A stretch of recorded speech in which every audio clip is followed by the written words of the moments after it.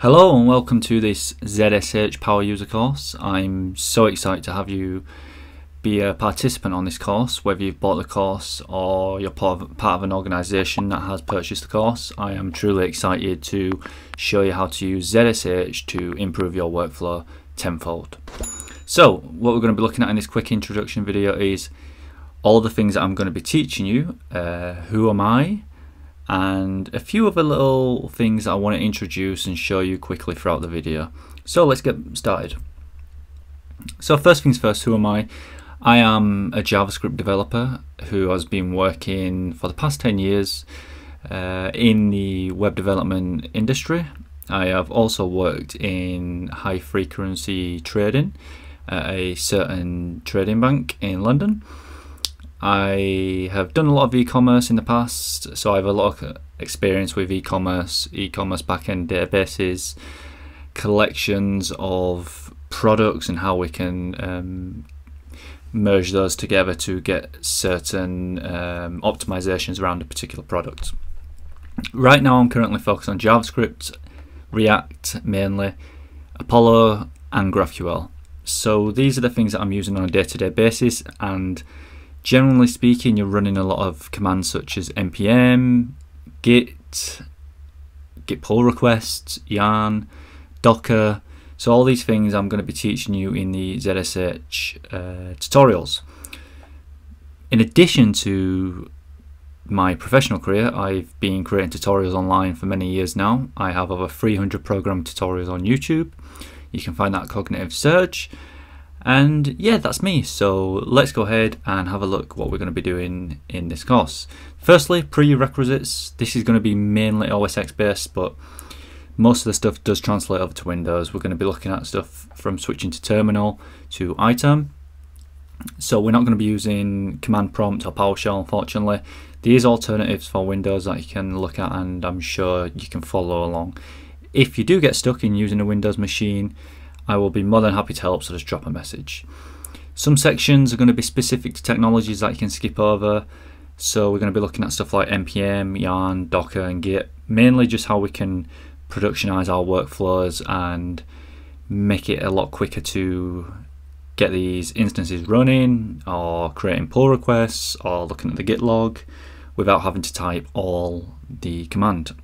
So for example, if you find yourself often creating branches in Git and typing the full command out in terminal, we'll no longer be doing that. We can set up an alias, and we can do that through something like GCM, for example. So GCM is just an alias that we're going to be setting up, and that will stand for Git Checkout Master. We'll also be showing you how to create pull requests very quickly. So once you've added all your files, staged them, committed them, pushed them, all you have to do to create a pull request will be GPR. In addition to this, we're going to be looking at the Z plugin that comes with ZSH, or on top of ZSH, which allows you to quickly find folders, so you're no longer having to do CD down to nested folders. So most of the advanced stuff is going to be around the specific technologies, but I think if you use these, it will really help your workflow become a lot more efficient. We're also going to be looking at plugins such as spell checking, auto suggestions, themes, specific plugins that I will show you how to install to make your workflow a bit more optimized. Some of these are optional. I tried to keep my terminal quite light, as you can see in the video. And again, this course is focused mainly towards software developers and DevOps engineers. So what will you learn? You'll learn how to master ZSH with All My ZSH on top. We'll speed up your development workflow using a super powerful terminal experience. As you can see, my terminal is on the screen, or has been on the screen, and I was just running some commands that probably don't make too much sense, but once you look at the aliases set up, it'll make a lot of sense. This stuff's fairly simple, to be honest, but it's just getting those commands in place. So we're going to be increasing your workflow tenfold, and it's very, very simple. You just got to get your head around all this stuff. And once you've created a zshrc file where we can configure all our ZSH configurations, we should be good to go. So that's pretty much it. I'm very excited to have you on this course. If you need any sort of help, feel free to message me, whether it be through Udemy, or you can message me on Twitter. It would be better to message me on Udemy so the community can see particular questions and I can give those particular answers. Again, one thing I like to stress as a software developer is there's no stupid questions. So feel free to ask any question and I will do my best to respond. This course will be updated, so if you do find anything that is out of date on this course, just give me a message and I shall update it. Thanks for taking the time to watch this video and I can't wait to get started. So in this video we're going to be looking at some of the advantages of ZSH over Bash, and I'm also going to give you a quick overview of Oh My Zsh, which is a community driven project with tons of packages for stuff like plugins, themes, all sorts of stuff to just enhance your shell essentially. So why are we using ZSH and not Bash? Well, Bash has become quite restrictive over the past few years, and also the fact that there's more of a community around ZSH. Bash, to me, and from what I can tell, is more commercially driven as opposed to ZSH, where it's more community driven. We have Oh My Zsh, which is an open source community driven framework for managing your ZSH configuration. ZSH configuration is essentially a file that allows you to enhance your ZSH shell. The ZSH shell can have plugins, themes, all sorts of crazy stuff that's brilliant, such as spelling correction, Z, which is a powerful directory search that learns your most frequent directories and files, so we can keep going back through those, which is really powerful. The spelling correction, again, that's one of my favorite things, because if you're just working quickly through a shell and you just want to hit, I know you hit one letter wrong in a CD down to like 5 nested folders, it can correct that. It's brilliant in that aspect. We also have stuff like plugins, themes, so you can get Git plugins, which are really useful, aliases, which are amazing, and you can do this in Bash too, but there's a lot more plugins and themes and all this loveliness within ZSH. So Oh My Zsh is kind of the cherry on top for ZSH, and Bash just kind of doesn't have that. One of the favourite things about just advanced shells in general is being able to do stuff like aliases. So if you do GCM, I have that set up as an alias, so GCM could be git checkout master, and it's so much quicker than just writing git checkout master, and you just do GCM in your terminal. And you could even set that up to a hotkey if you liked. So let's look at some advantages of ZSH over Bash. As mentioned, there's a huge community around ZSH. There's tons of features for productivity, spelling correction, which is one I just mentioned, and that's a brilliant one. Directory aliases, Git command completion, functions where we can open GitHub and do a pull request immediately. File globbing, which is essentially what we're going to be doing in Z, where we can just keep globbing directory names and switching terms super quickly, where you could do Z and then all you got to do is show a list of your directories you want to visit or you've recently visited, and you can click 4, for example, the 4th on the most visited list, and you can jump to that really quickly. ZSH is going to be the default shell in macOS 10.15, which is going to be fantastic because most people will start improving and enhancing their shells. So if you are running 10.15, you will not have to go through the installation process that I'm going to be showing in the upcoming videos, simply because it's going to be installed by default. Bash, it has some advantages, I guess. I did use it in the past. It seems, as to me, it's more commercially driven as community driven. It's no longer going to be the default shell in OS X, so I thought it's probably best that we do start getting some ZSH knowledge out there for people, because it's going to be pretty powerful if we're installing ZSH, well, if Apple are installing ZSH on top of all these operating systems, on top of all these new systems, and everyone when they're installing 10.15 on their system, it's going to be everywhere. So I thought it'd be best to get these videos out there so there's some knowledge in the community and we can start making our shells more amazing. So in this video we're going to be looking at installing ZSH and Oh My Zsh. It's fairly simple to install ZSH, simply because it comes by default on the Mac, but it's not set as the primary default, that's Bash. So the way to do this is go into your terminal, go up to the left, so let's do that one more time, go up to the left and then just click on preferences. You can also click command comma, and then shell opens with and switches to zsh like so. When we do that, close that down, and if I just tab a new shell, we have a zsh one here, and here we have bash. So every time we open up terminal, we should have zsh, as you can see here, which is brilliant. So now what we want to do is we want to install All My Zsh. So go on to the GitHub repo for this, and it's fairly simple really, basic installation. As mentioned here, All My Zsh is installed by running one of the following commands in your terminal line. You can do curl or wget. I'm not going to run this over because it takes a little while, and I do have this installed already, but simply just pop this like this, copy that, pop it in there, run that command, and you should have All My Zsh installed, which is brilliant because then we can move on to stuff like plugins, and we'll look at the zsh file for the configuration, which is going to be really useful. And you can get my configuration file at the end of these videos. And if you want that already and you just want to skip ahead, just go ahead and grab that.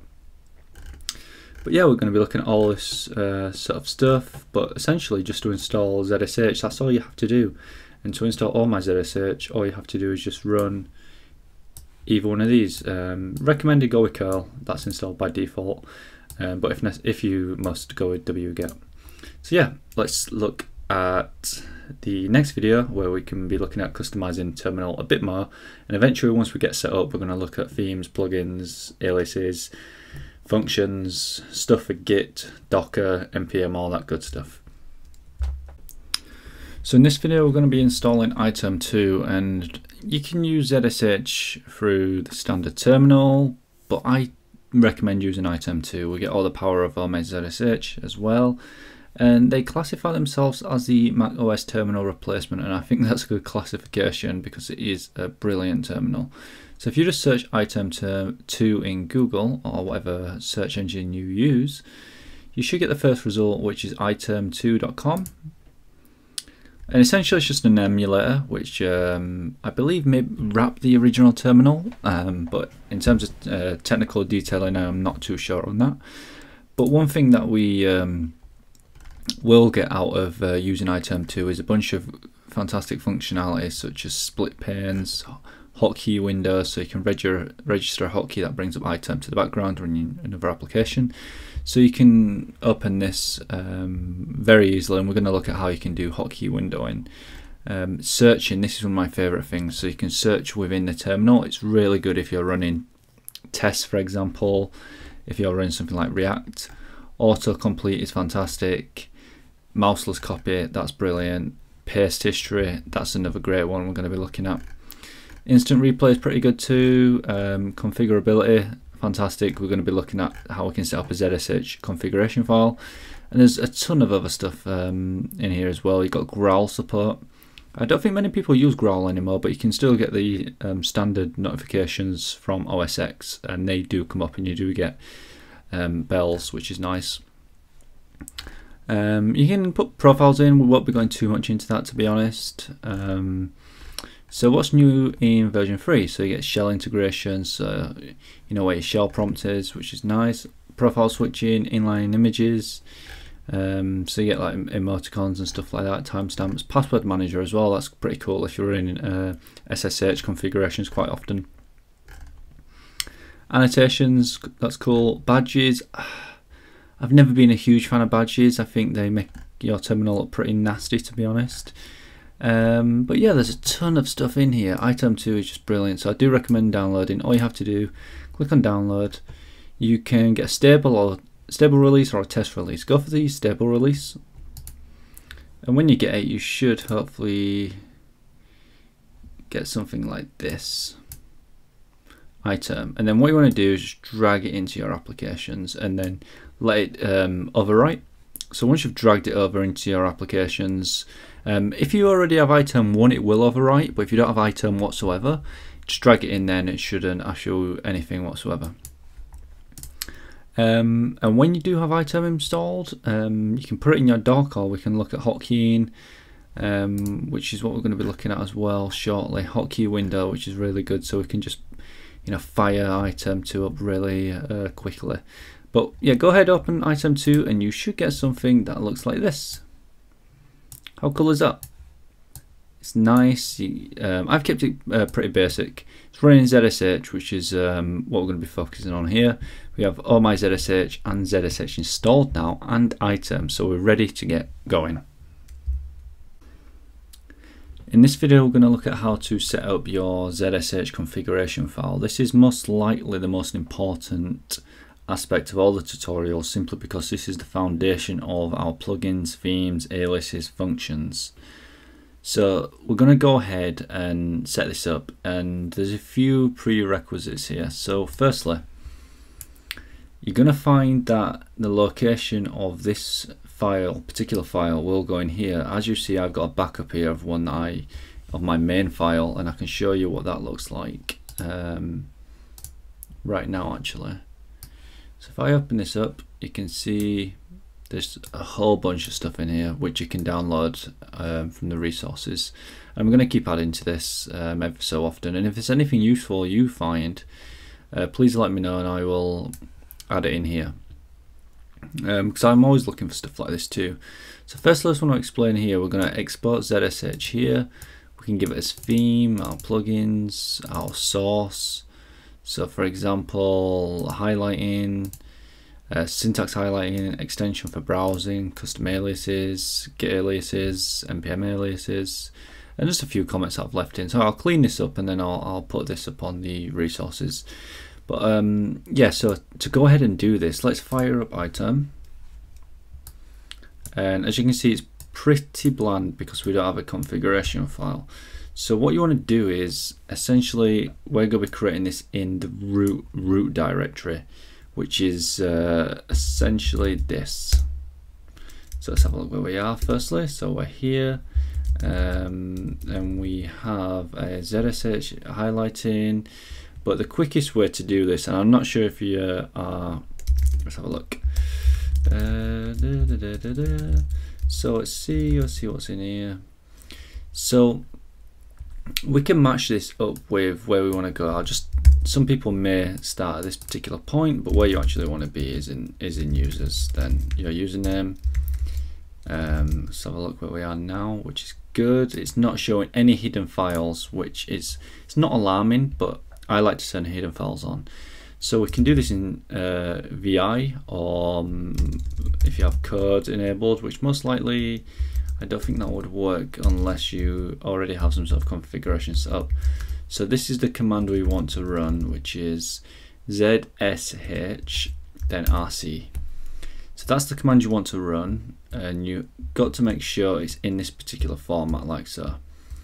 So when we run that, it will create us a file in ZSH once we go ahead and write to that particular file. But right now, for example's sake, let's just go ahead and copy export ZSH. So we can click I, then export ZSH equals, and then put your path here. Do not copy my path because it'll be different to yours. And then we want to export All My ZSH. And if that's not in here, so if you go in here and you see that, let's have a look, All My ZSH, so that'll be the dot, and we'll go down here, and these are all the plugins and templates that we'll be using. If you find that's not in there, drop a message and I can either talk you through this, getting the All My ZSH set up again, or I can redo a video for you privately, or whatever it may be. I'll do my best to get you on track with this. So once we've done that, go ahead and click escape, then click Shift : then WQ, and that will write to that file and get you out of VI. Any problems, this may be a bit tricky if you're not used to VI, because it can be tricky for some people. And if we go in here, you'll see we have a .zshrc file, which is our configuration file.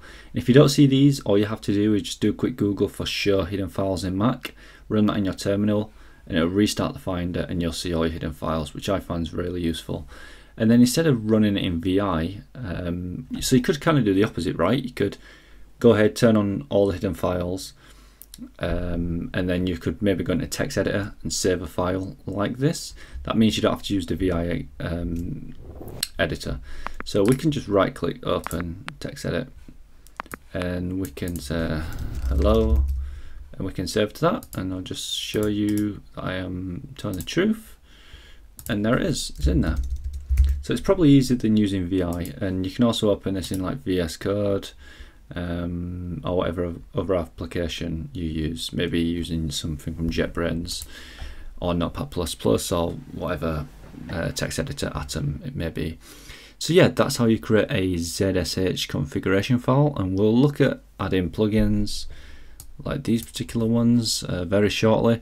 But this is the core foundation of your ZSH and All My ZSH configurations and combined. So drop me a message if you do not manage to get this set up properly. But if you have got it set up properly, look at the next video and we shall start getting into the juicy stuff. In this video we're going to be looking at how we can install All My ZSH plugins. It's fairly simple actually. If you go ahead and open up your ZSH configuration file, which is this here, all you have to do is right click, open with either text edit or VS Code or your preferred editor. It does reside in your Macintosh HD users / your username, then you'll find it in here with hidden files on. So let's open that up, and you can see from the last video we have just exported our ZSH configuration, well, allowing us to get ZSH to use All My ZSH. So to add plugins, it's fairly simple really. We can take a quick look here as to enable the plugins you want to edit to be edited with your ZSH file. So completion plugins, and there's such a bundle of plugins that we can go ahead and use. So I do recommend taking a look at this website for the plugins that you wish to use, because obviously I cannot cover every plugin that exists because there's far too many. And there's a Cloud Foundry one here which is really useful actually. This is one that we may look at if you're interested. I can add that on, just let me know. But yeah, there's tons in here. I'm just going to install some of the basic ones and some that are really helpful just to get your workflow increased. So to install plugins, we just have to do this, plugins equals, and then we can put in certain plugins we want in here. So we can put in bundler.env. These are just some of the essential ones that I use. And then auto suggestions. So we have an array of plugins, and then what we want to do, we want to source our ZSH configuration to our All My ZSH, and then we'll do source again, and then we'll just put users. Again, don't just copy this, make sure you switch out the username, and we want to install the syntax highlighting, and this should come with All My ZSH. And if it doesn't, just make sure you go on the website and have a browse for this particular plugin. You don't have to do any installation. All My ZSH should have this one out of the box. And if we save that, that's just sourcing that one particular plugin. So if we just look down here, it should be let's have a look up here. We have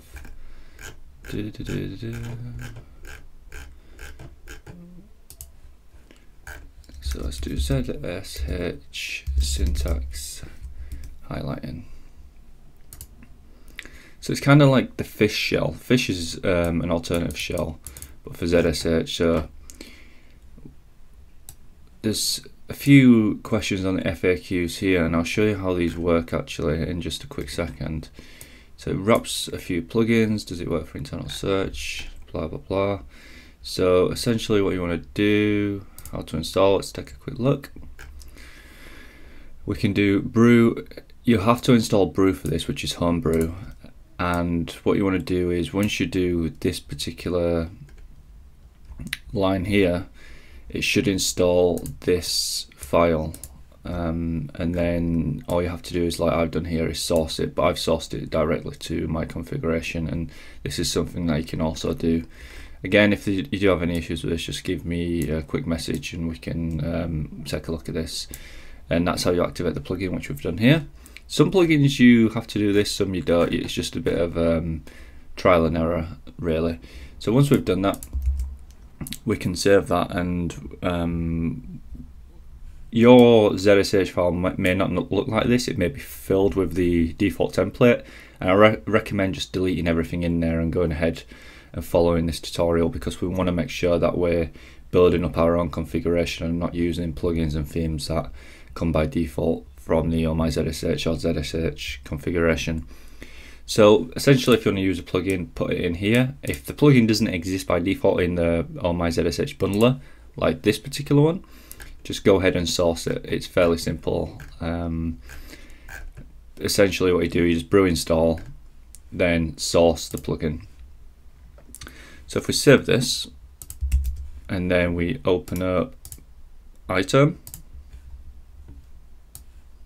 then we should have the syntax highlighting and autocomplete. If I do C, there we are. You can see that it's giving us the auto suggestions, which is really nice. And if you click the right arrow key, it should autocomplete that. And we do print working directory, and there we are.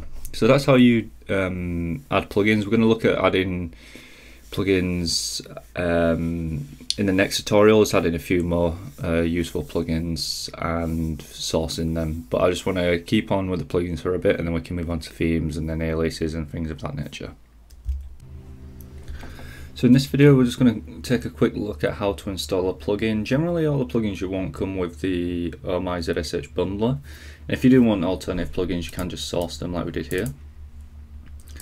I'm going to quickly show you, so let me just fire up iTerm, and if I do, we're going to install this last working dir, which basically, it says here, keeps track of the last used directory and automatically jumps for it for new shells, similar to how terminal emulators do it. So if I do LWD, it doesn't exist. So let's go ahead and just add last working dir into my plugins, close that. And now if I do LWD, you can see it's come up green, so we know it's an active plugin or alias, and it will take us there, which is really nice. So if I do ls, so I do applications, let's clear that, and then if I do last working dir, there we are, it's brought us in there, which is really nice. I do like that particular plugin, so we're going to keep that in there. That's a really useful plugin, but that essentially is how you install plugins. You just, you know, have a browse around here. Some of them will be external services, so like if you are using a Cloud Foundry app, you have to make sure you've got the CLI installed. But essentially that's all you have to do to have a look. So like the OS X one here that we've got installed is really useful. Tab opens a current directory in a new tab. So let's have a look at how this one works. So let's do tab. iTerm wants to do system events, and there we are. It's very, very useful. So if I do OFD, that's awesome. It's so powerful. So yeah, it's really good. So we could even do like Spotify, show hidden files, hide files. So you can use that in here really to unhide the files that you no longer need. But yeah, that's how you install plugins using zsh and All My Zsh. So in this tutorial, we're going to be looking at a few more useful plugins. They may not all be of your taste or of something that you need particularly for your workflow, but I'll show you them just in case you may need these. But if you want some reference for finding plugins for All My Zsh from the bundler, just go ahead and type in All My Zsh plugins and it'll take you to the page that I previously showed you in the last tutorial. But what we can do, we can add in some more plugins here. So let's add web search, so we can type like Google yarn and it'll bring up the yarn documentation in Google or the search results. We can have brew, because brew's really helpful. Extract, basically extract will just extract like a zip file. History, sudo's really good. Let's have a look what else. Yarn as well, that's really useful. So let's close that. Let's open up a new tab that should source the new bundler. So this says All My Zsh brew plugin. With the advent of the 1.0 release, Homebrew's decided to bundle as part of the installation, so we no longer need to ship it. So You will see notifications off All My Zsh, which is really useful, and I wanted to show you that so we don't need to install brew anymore. So if you find the brew plugin no longer works, make sure you have homebrew installed, and you need homebrew installed for the brew plugin. But if I do web search, not web search, let's just do Google Carl Hadwin or Google Apple MacBook Pro, and then this will bring up, as you see it's loading, it has loaded the Apple MacBook Pro. How useful is that? So we can also do stuff like history, and I think you can just type H for this and it'll bring up all the history, which is really nice. You can do, so if I wanted to open an application in sudo, instead of typing sudo all the time, it's really frustrating to do that. So let's say I want to cd into applications, but I wanted to cd a sudo, you just have to double click escape twice and it'll add sudo to the beginning, which is really useful. And you can just, well, don't want to cd sudo into a directory, but if you're opening an application and you want to sudo that application, all you have to do is just double click escape twice. Extract is really useful for extracting zip files.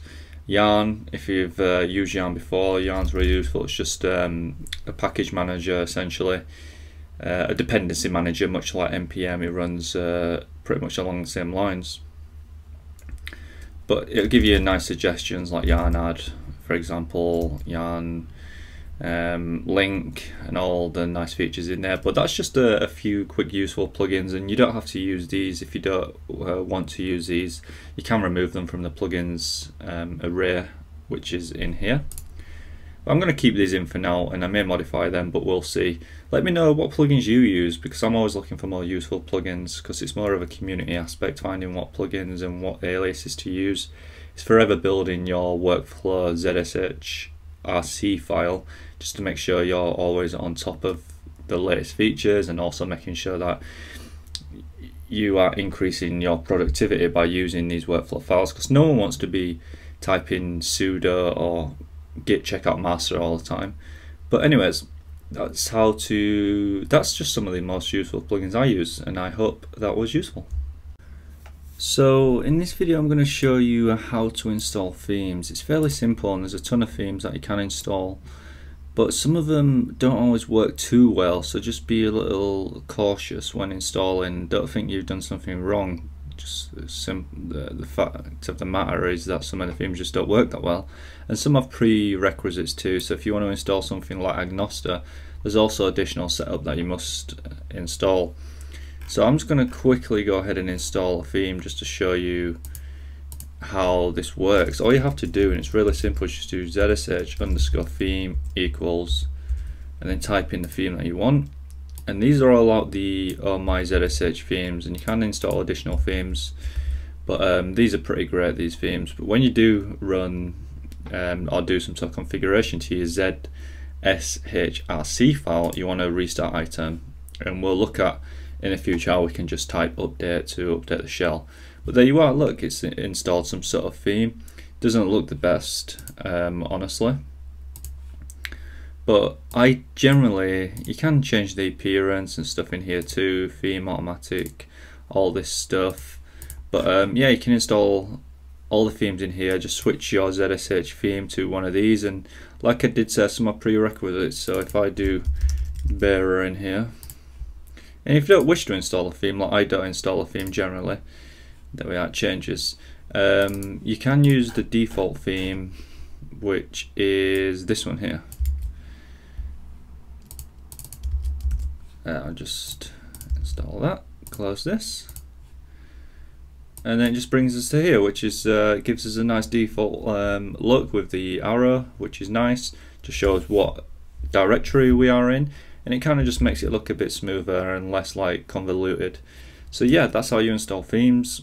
If you have any questions in relation to this, just leave them on here on Udemy, or give me a direct message. And if you do find a nice theme, also leave that in the community answers, because as a community we want to see what other themes people have. And if you somehow created your own theme through some of the tutorials that you may also have seen online, go ahead and show us that, because I'd like to check out some additional themes. I do like simple themes though, I don't like my terminal looking too crazy, but yeah, that's how you install a ZSH theme. So in this video I just want to show you a quick trick. I know in the past, say we do ls, in the past if you want to switch between directories you'd do like cd applications, let's see what's in here, so we do ls again, just jump out, so cd, let's go back, cd again, and we're in users, so let's have a look what's in users. Okay, so say I want to cd to my own directory, you can tab cd space k tab and it will autocomplete, which is fairly nice, right? Speeds up your development. But if we do ls again and say, okay, I'm really tired of typing cd all the time, we could just type applications tab and it will show all the applications with a similar-ish name. And if we want to go into applications, we just click the arrow key, right arrow key. So there's no need to type cd again. You can just type the folder name. So let's have one more look. So downloads or Dropbox or library, movies. We can have a look what's in there. So that's pretty much how you do it. You no longer have to type cd. Just type the folder name. It's brilliant. So yeah, really quick tip right there, but it's very, very useful. In this video we're going to be looking at how we can have multiple instances of ZSH opened on a horizontal or vertical view. It's very simple. All we have to do is go up to our iTerm shell, which is out of this video, but you'll be able to either do this with keyboard shortcuts. So for example, if I want to split another view, I can hold down Command on the Mac and D, and that will open up a horizontal view, and I can hit Command D again and it'll give me another view. And these are all running on profile, so you could switch this to bash if you wished, or another shell, but I recommend sticking with ZSH because bash is it's not my favourite, and nor is it many others. If we wish to split horizontally, you can hit Option Shift Command H. That will split horizontally, but it will ask you what profile you want. Likewise, if you want to open a vertical split with a different profile, you can run Option Shift Command V. So if I want to split a horizontal screen onto this particular shell, I can hold Shift Command D. Likewise with this one, likewise with this one, and you have all these internal shells running, which is pretty awesome.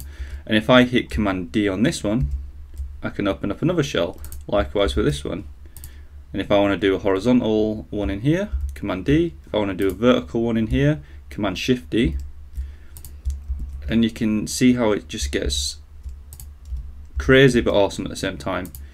So if you want to do this to open up if you want to split a vertical shell with the current profile, which will be ZSH, just hit Command D. If you want to hit a horizontal shell with your current profile, do Shift Command D, and you can do all sorts of good stuff with this. So for example, let's close all these down, and now yeah, let's go ahead and open up another vertical one.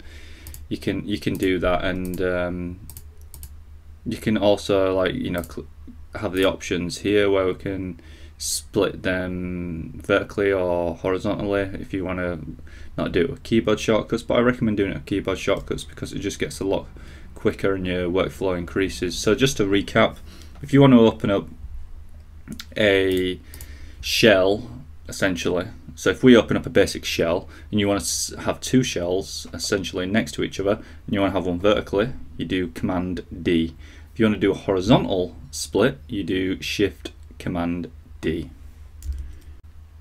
In this video I just want to show you a quick few tips in relation to figuring out or showing directories that you've visited and you want to, I don't know, maybe you've gone into a directory and you've kind of lost track as to where you are. So if we list all the directories in here and I do applications, I go into applications and I jump out of applications and go into Dropbox, jump out of Dropbox, go into music, jump out of music, go into movies, jump out of there, and I want to see all the ones that I visited. I just have to type DIRS space -v, and it'll show all the ones that I visited. DIRS is really useful. It'll show them either in a horizontal or vertical list depending on which one you give it. And we're going to be looking at something called Z in a few videos time, where you can get something similar to this, where it will remember all the directories you visited, and you'll be able to just hit Z1, Z2, and you can re-jump back into these very quickly. And that's the power of Z. And Z remembers all the most frequently visited DIRs, which is really useful. Quick backstory for this: I think with DIRs from PHP or Python, I think this keyword was stolen from there, but yeah, I think that's where it was from. I remember seeing the Python creator, or it may have been the creator of PHP, saying that's where the keyword came from. But yeah, that's how you view all the directories you've recently gone into, and we'll be looking at the power of Z very shortly. So in this video I want to show you Z, which is a really powerful plugin, and it doesn't just come out the box, so we have to install it. It is very good though. It tracks your most frequent directories based on how often you visit a directory, and then you'll get like a priority status. This is under the hood though. It'll just give you a huge list of stuff that you visited, and it'll learn what directories you're visiting. So if we go ahead and take a look at zsh, we need to click on raw, and if you visit this URL, or just type in Google Z space zsh, and then what we want to do with this, we want to go ahead and go to Macintosh HD users, and your user will be here, and then we want to drop it in here. So if I just click save, okay, now that's saved, and if I open up, I'm going to open up my zsh configuration RC file, which is this, and you can see here it's in the same directory as Z, which we just installed.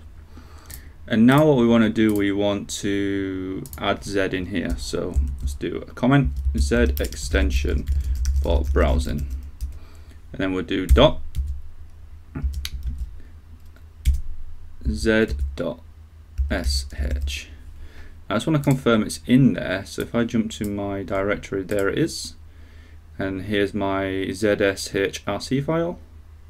So let's get rid of that, and now that's installed, we can start playing around with it. So let's go take a look at the instructions, and this is something you want to also do because it is quite a learning experience getting used to Z. But once you do get used to Z, there's a lot of power that can be used. So let's open up a terminal, pull this down, then let's just type Z, and Z will give me all the last instances or folders that I have visited. So we can jump to the most recent matching foo. So instead of having to do like CD or an ACIS, let's list out the directories, applications. We can visit, let's say we visit applications, jump back, type Z, and let's go again in applications, so we can start getting it on our Z, getting it on our Z learning. So here we are, we've picked up applications, which has gone in at 20. I just want to show you how it picks up our most frequently visited directories. Let's have a look, applications there, now it's 28. Let's go back into applications. It's just giving it like a score under the hood. So if I type Z again, it's 32. So if I do Z applications, it will take us in there. But if I am nowhere near applications and then have a look at Z, we have Z applications. So you could do Z applications if you wish, and it'll take you to applications. I believe, I'm not sure if this is correct, but if I type Z and then I want to go into applications, You could do Z40 maybe? No, that doesn't work. That must just be the underlying score. So if we take a look here, so we can match, it gives it a rank, CD to the most recent matching foo. So say for example I wanted to go into DevTuts here. Let me show you how this works. So if I do DevTuts, it'll take me to DevTuts. But if I have a directory within that folder, I want to go there. So if I do Z DevTuts front end, it'll take me to the front end directory, which is really useful. And you can be anywhere with this, right? You don't have to be in the parent directory, the child directory, the root directory. We can just go in there and grab out, well, we can CD into it essentially. And we can also list all the directories matching DevTuts, which is really useful. And there's some other stuff here. So CD to highest rank dir matching foo. So if I do have zr DevTuts, it'll take me to DevTuts because I visited DevTuts more on our front end. And I believe that does that by default.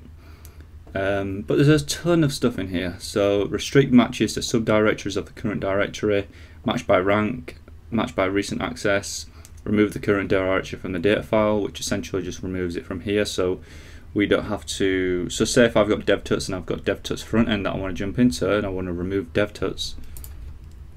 So I do Z X DevTuts and then list recent DevTuts is no longer in there, right? Which is really good. We could do Z DevTuts. Take me into the front end one because that's the subdirectory that it's in, but we've removed the parent directory. But yeah, Z is really, really powerful. Honestly, I cannot live without Z at this particular time. And you can see it's been around for years, right? 6 years. It's amazing that it's still going and it's still so powerful. It's basically just a plugin that allows you to jump around directories that you frequently visited, and it makes it really useful as opposed to, you know, CD into your root directory then CDing back down a folder tree.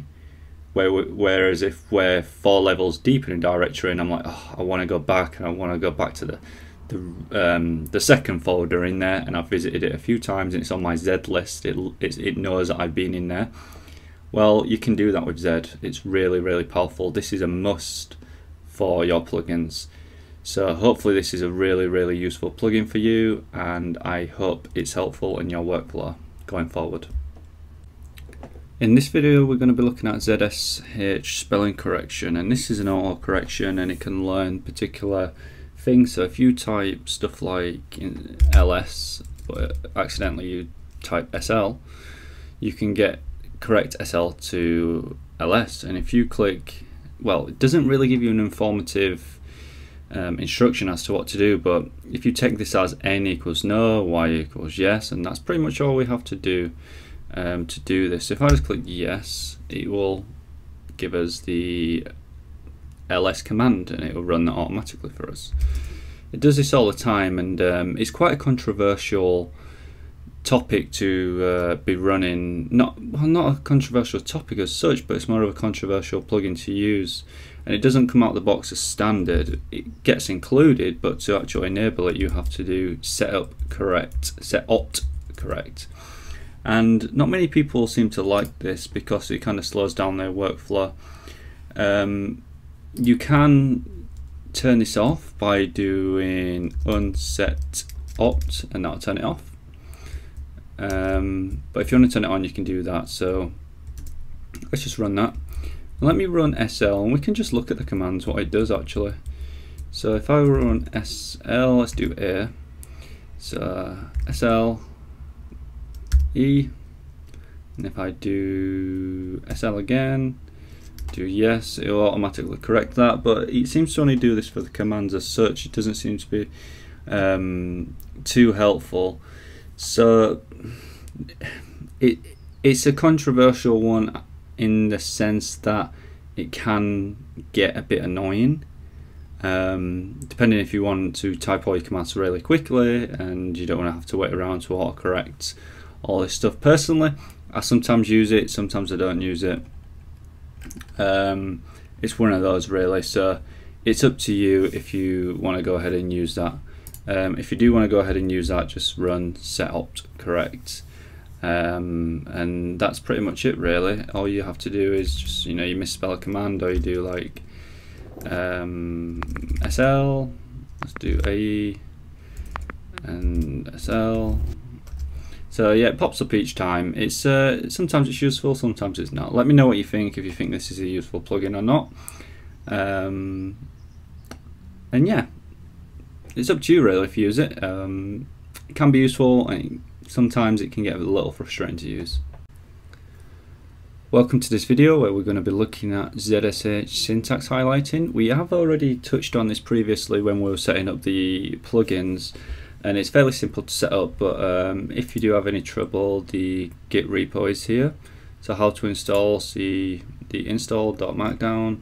You can install it using Homebrew, just running this. And then we have to source it in our configuration file, which is here. You may already have seen me using this. For example, when I type a command like ls, it'll show that it's active. In red, it'll show that it's not. But if you do something like hello world, you can see it gives you nice syntax highlighting, and this is probably one of my favorite plugins of all the ZSH plugins out there, because it just gives you that validation as to, does this command exist, does it work? So if I was like make dir, it shows that that exists, but if I put an s on the end, it doesn't. So yeah, that's pretty much how the syntax highlighting works. You can see some examples here. You may not think it's too useful, but over time you'll see that it's very useful when your brain starts to get used to see these colors and recognize that these commands are actually valid and have been validated by the syntax highlighting plugin, which is very, very useful in my opinion. So yeah, let me know if you think this particular plugin is useful. I see quite a lot of people using it actually. And it saves you a ton of headaches when you are trying to figure out the command to maybe input. Maybe you spelled it wrong and you've had a few attempts. So if you like do make directory, you know that doesn't work. But if you're backspacing and then you finally get to make dir, you kind of figure out, oh yeah, that works, which is fairly nice. So yeah, that's ZSH syntax highlighting. In this video, we're going to be looking at how we can get away from commands such as rm, which is basically remove, and we're going to be looking at trash. Trash is essentially just a safer way to delete files and folders, but and all it does is just move them to the trash can on OS X, and it's really nice. It isn't ZSH related as such, it's more just CLI related. So to install, grab this, copy that, go to your terminal, install that globally, and that means we can run it from anywhere, and that should install, and it should only take a few seconds honestly. So pull up, I'll show you this here, it's a directory I have. Then go ahead and just create something in here, blah, and then let's have a look. So let's do blah. So now we're in that directory. Let's do touch test1.text, touch2, touch3, list.everything, and then we have 3 text files. And then what we can do is just use trash test1.text, likewise, and then we'll list all the files, none in there. Brilliant. As you can see, they've been moved to the trash. They haven't been permanently deleted, which is nice. And then if we go back, and then we do trash blah, that should be gone too. As you can see, it's been removed. So yeah, that's how you use trash as opposed to rm, which is essentially just nice and it's cleaner. If you remove something by accident, you're not going to be like, oh damn, I can't undo that, because you can undo it with trash. You just go into your bin. It's quite like using move mv on the Mac. So yeah, that's how you use trash, and it's safer and more efficient.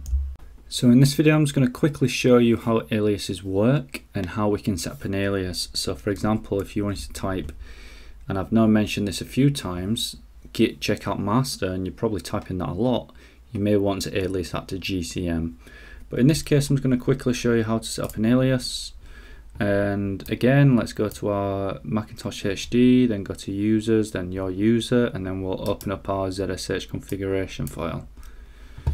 So this is opened up in text edit, and to create an alias all we have to do is just say my awesome aliases, type alias and then give it whatever you want. So you could have GCM equals git checkout master, or in this case let's add the alias hello echo hello there Udemy, and then let's see if these work. Let's open a new tab,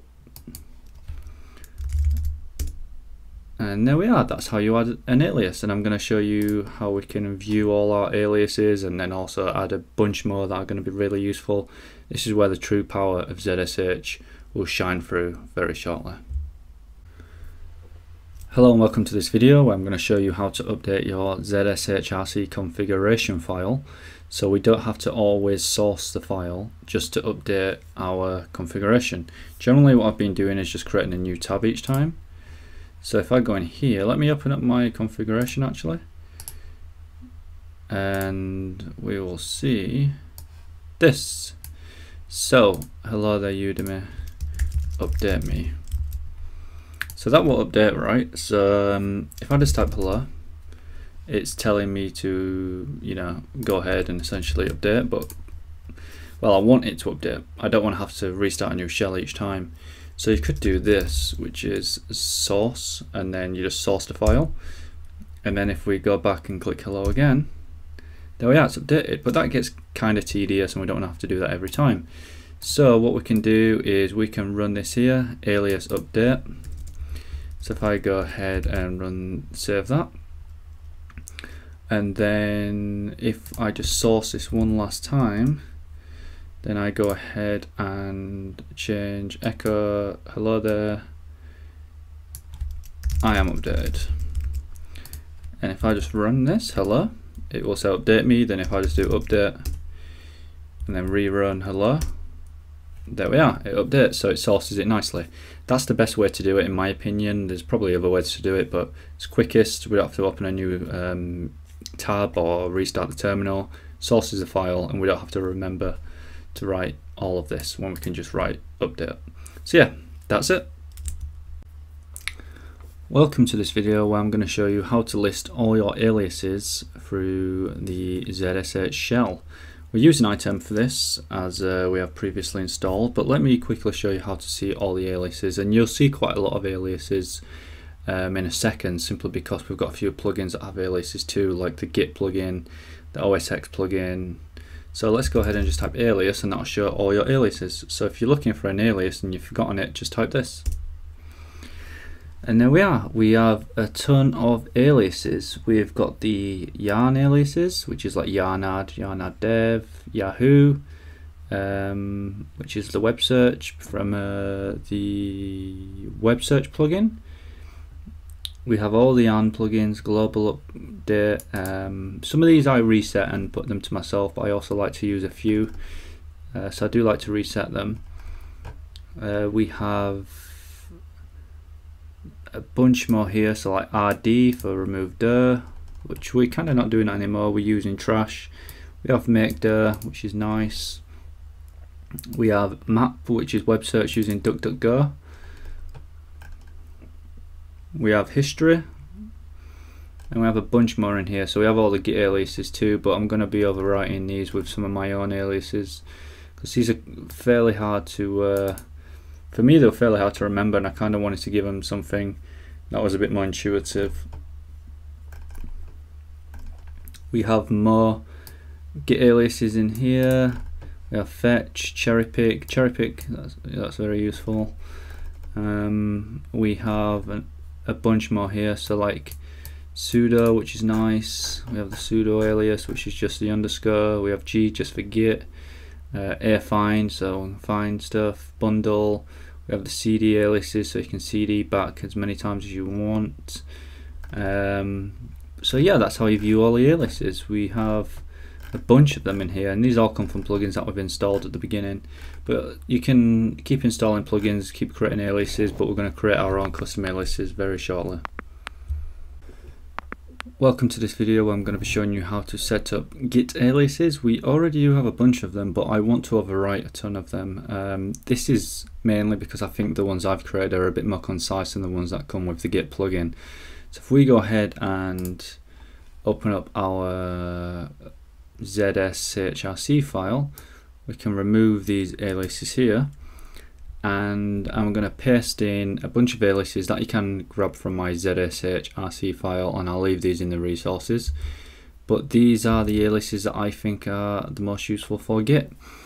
You can add to this if you wish, and you can still use the ones that are in the Git plugins, because the Git plugin comes with a bunch of aliases, and you can verify that by just typing alias, and you can see there's a ton in here. A lot of aliases. Some of them I don't use, so I generally keep these to mind. But yeah, you can take a look. I tend to grab like git add all. That's in here, AA somewhere. Here it is. I've taken the git add off.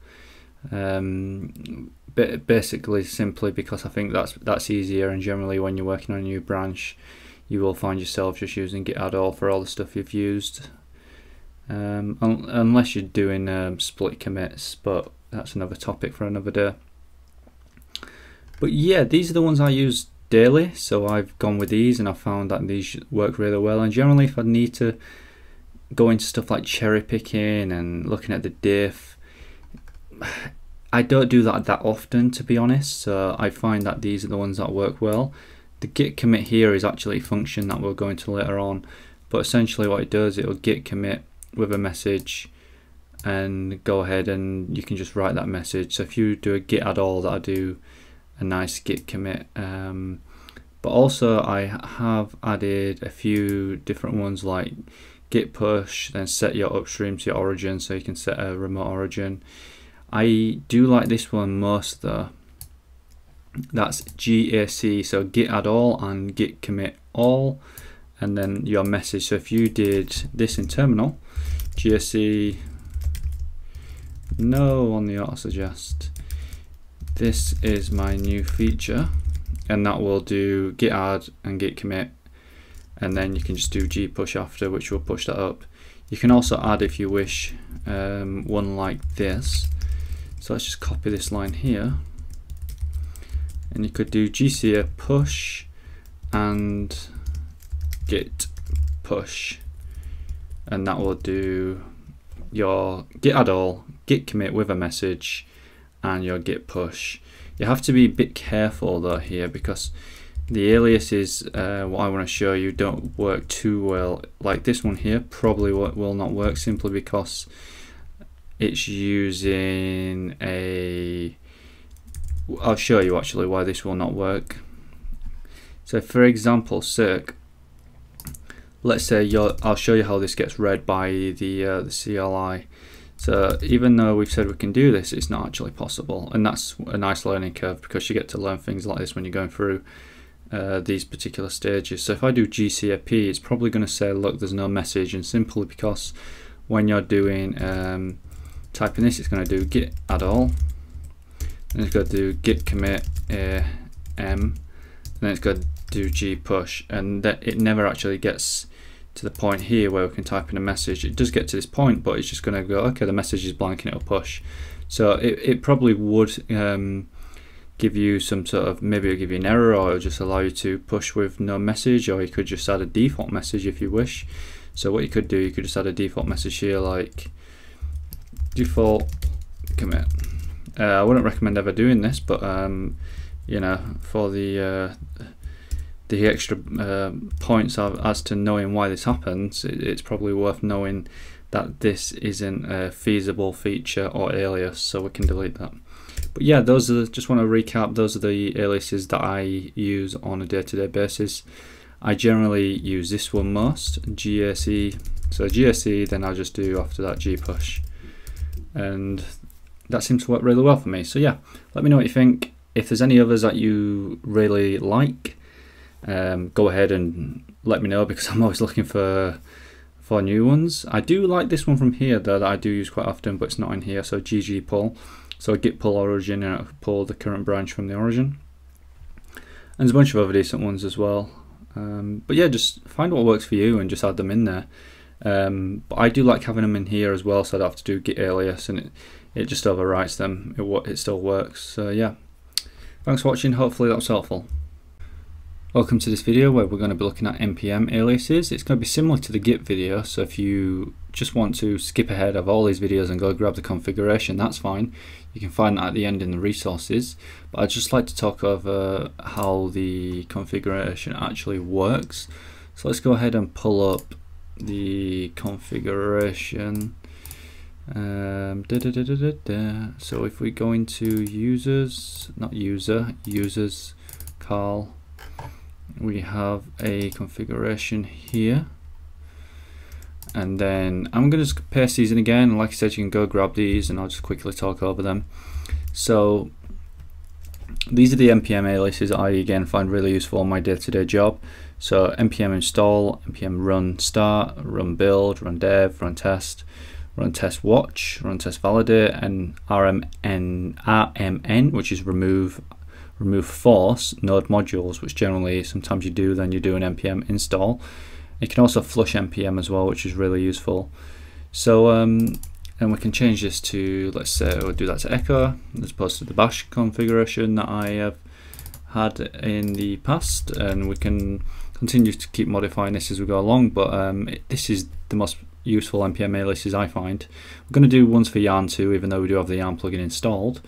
Because again, like the git one, I like to override certain features, certain aliases, so I can have a better control. But yeah, if you find there's any more useful npm aliases, do let me know, because I'd like to add these to the ever-growing configuration file, and I'd like to keep adding to this file and sharing it with the community. So that'd be really useful if you could do that. But yeah, that's the npm aliases. Welcome to this video where we're going to be looking at yarn aliases. We do already have a bunch of aliases installed for yarn, so let me just do a quick update, because we've just added the npm ones, and we can do alias, and we can see we've got a bunch of yarn aliases in here already, which is good because they're kind of basic ones, and we want to keep them, but we will overwrite them at some point. We have all our git aliases in here. We also have, what else do we have in here? A bunch of the general ones, like you know, your mekdir and stuff like that. And let me just test something. So if we're looking for our new aliases, so like the npm ones that we installed, you will find them here. So we've got only a few, but they're very useful ones, and again the same should be in here. Let's have a look. There we are. So those are the npm aliases that we just installed, and again we do have all the yarn ones that come with the yarn plugin, and I like to keep the plugin there as well, but I'm going to do the same as I did for the git and the npm aliases. I'm just going to paste in all the aliases. Did we just copy the wrong ones? Those are the ones that came from the shell here, and we don't want those ones, we want these ones. So let's go ahead and do yarn aliases, and I'll just modify a few of these, run for tests.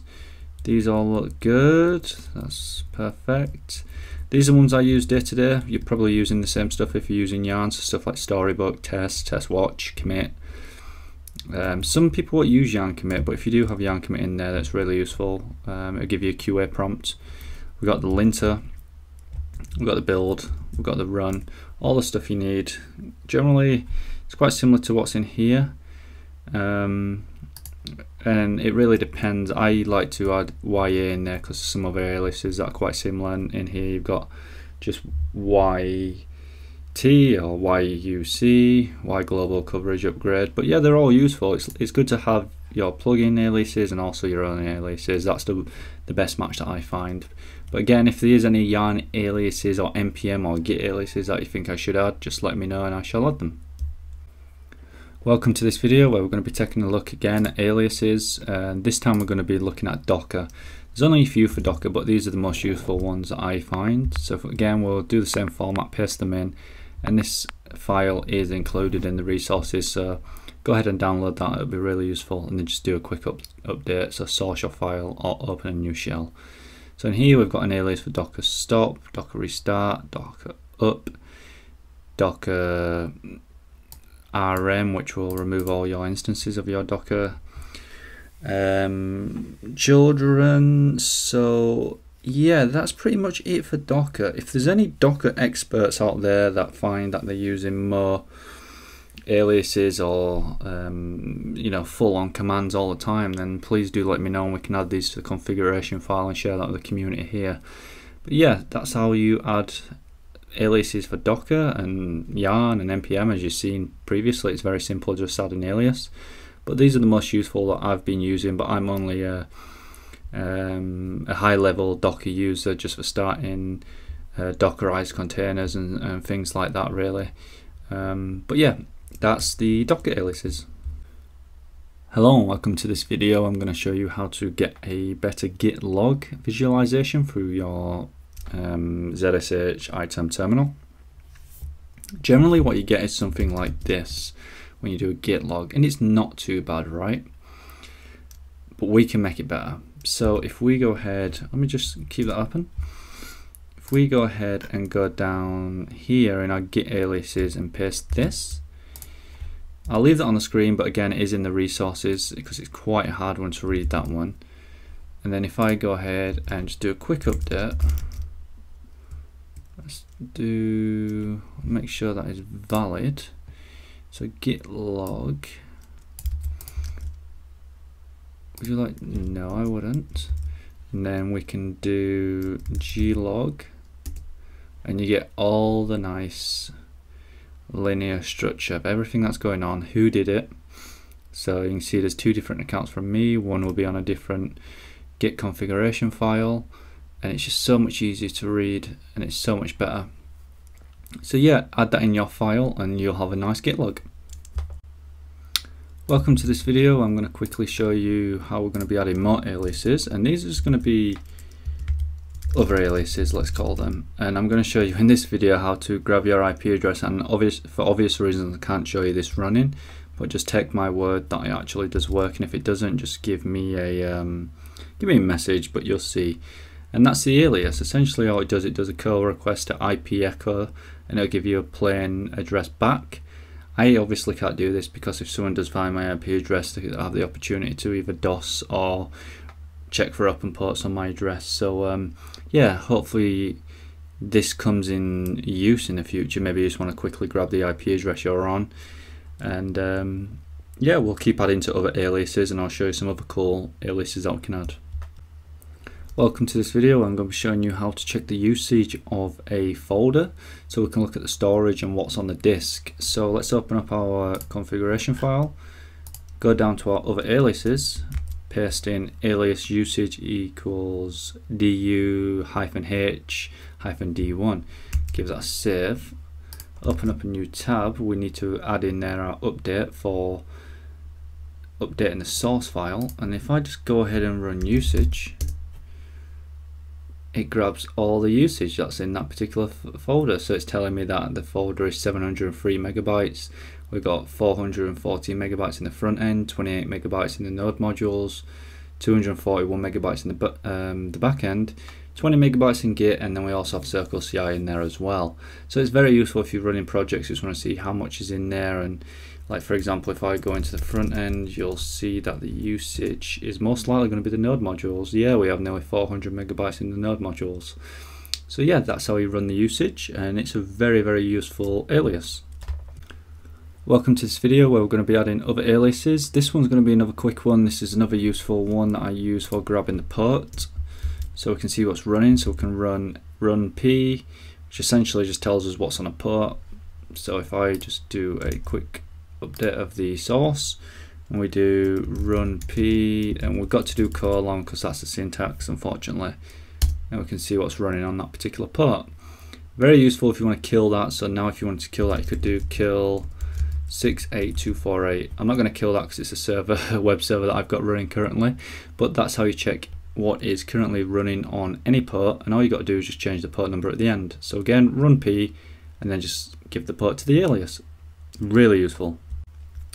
So in this video I just want to fill out the other aliases quite a bit. We did accidentally remove the update alias, so I'm just going to put that back in there. There's a ton of different aliases that I want to put in this particular folder. So we have used the DIRS V above, and I'm not too sure if we're still using it. I did show you the command, but we never put it into an alias, so let's put it into an alias now. I do also like being able to just CD back and forth, and we can currently do that, but I like to see that it's in my aliases. I like to know it's there, and I can go back and check my configuration just so I can, you know, have a look and know what commands I can be running. So those are some of the commands that I like to run. You can also have, if you want to, if you've got, for example, VS Code set up, you can use code, and that will allow you to set this up. If not, just put in like text edit there, and that will also fire up your zsh configuration file. You can also install stuff like history and show it as like a top 10, for example. So we could put in top 10, but you've got to make sure you got the history plugin up here or it won't work. And there's also a few others. So we've got stuff like the IP address, we've got the make dir, we've got the run p. We could use the SSH one. Let's have a look for the SSH. So if you SSH dir, and that'll just go to your SSH dir, which is really useful as well. So those are some of the other aliases that I really like, and again, this entire file will be included at the end. So in this video I just want to give you a quick high level overview of how functions work within ZSH and Oh My ZSH, and we're going to be running this in our zshrc file. It's quite a lot to say, but anyhow, generally the syntax is just function GC, so it's similar to what you see even JavaScript, PHP. Obviously it's not GC, but the function name, so you do function and then whatever function name, and you can pass in like arguments here, which is really nice. So I'm going to be showing you in the next video how you can use a pull request. So if you have committed work and pushed it and you want to create a pull request, we can do that using a custom function that was given to me by a colleague at work, and it's very, very useful. It's probably my favorite feature, and it's probably the one I use the most actually. You don't always have to pass in the function name. You could just do stuff like GPR or GRR, for example, and do that. That works too, but yeah, I guess it's just personal preference, but we'll look at how all this works, and it should be very, very useful. So in this video we're going to be creating the git pull request function. You probably already saw this in the intro video, the introduction to this series, where I was doing a git pull request and I just typed GPR. It's quite a complex function. I wouldn't, you know, look into it too much, just look at it from a high level and know that it creates you a git pull request. So let's go ahead. Let's do functions. Let's just do custom functions. Just for my OCD, we'll put another hash there and paste that in. And essentially what this does, it says get me the URL of the changes that have been pushed. So it'll just go through, it'll do all the good stuff, and it'll just give me the branch name, which is just amazing. This was from again a colleague called Mark. I won't say his last name just because I know there's quite a few people who may watch this. I don't want to be giving that away, but also I've added in the commands as well, so we can test stuff now. So let's go ahead and run update, and then we can do top 10, and it can give the top 10 commands that we run, which is really useful. See, ooh, there's quite a lot of commands in there. But yeah, it's really, really good. It gives you the branch name, gives you the GitHub URL, and it'll just fire up a pull request immediately, and all you got to do is click compare. I'll leave the end of this video just showing how this works. I have another video for that, but this is definitely my favorite function, and it's a lifesaver. So yeah, enjoy the rest of this video, and I'll do a quick voiceover of the function being applied to a Git pull request. So yeah, you can see here what's going on. I'm just creating a new feature branch. So we've got a new branch, we echo something, we commit it. We don't commit just yet, but we open this up in code, we make a change, we see it's changed. We go ahead and we're going to add this. So we're going to do GCA, which does an add and a commit, and then we do a push. When we do the push, we type GPR, which is coming. Boom, there it is. That's a Git pull request function. And it is that simple to create a Git pull request using the Git pull request function that we just created.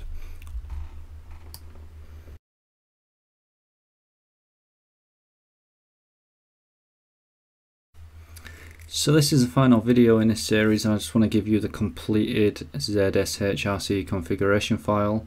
You can go ahead and modify it. I'd love to see what you've done with your terminal, so you can paste that in the community aspect of this particular series.